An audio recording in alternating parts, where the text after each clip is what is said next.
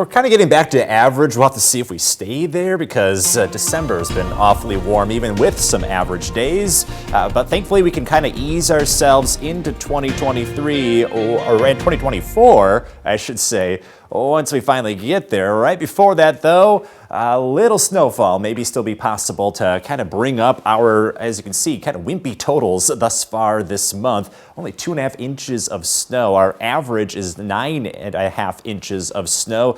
El Nino, a big reason why we've seen such warm temperatures and a reason why we've seen a complete lack of snow, because anytime we've had moisture come through, it's come through mainly as rain.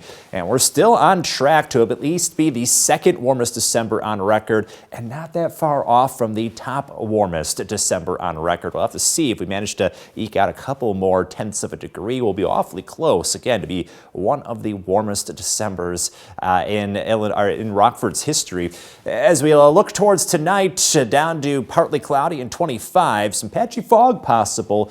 Because of the foggy conditions, it's a lot of extra moisture in the air that could lead to some freezing fog. We haven't had widespread fog reports just yet, but they may continue to grow over the rest of the night. So if you see fog, drive like you're driving on ice because of that possibility of some black ice forming under that freezing fog. By the time we get to tomorrow afternoon, we'll see a little sunshine, then a lot of cloud cover building in as temperatures stay above freezing. After that, cooling back off right at about average, with some light snowfall going into Sunday afternoon. So keep this in mind as you make those New Year's Eve plans. You can see that Future Track brings in the snow by the tail end of Sunday morning, sticks with us into early Sunday afternoon. Should be, as you can see, moving out by Sunday evening. If you're heading to Chicago, though, just make sure you're aware that the roads may remain a little on the slick end heading towards Chicago into the evening hours, but will be dry locally, then staying dry, most importantly, going into the midnight hour.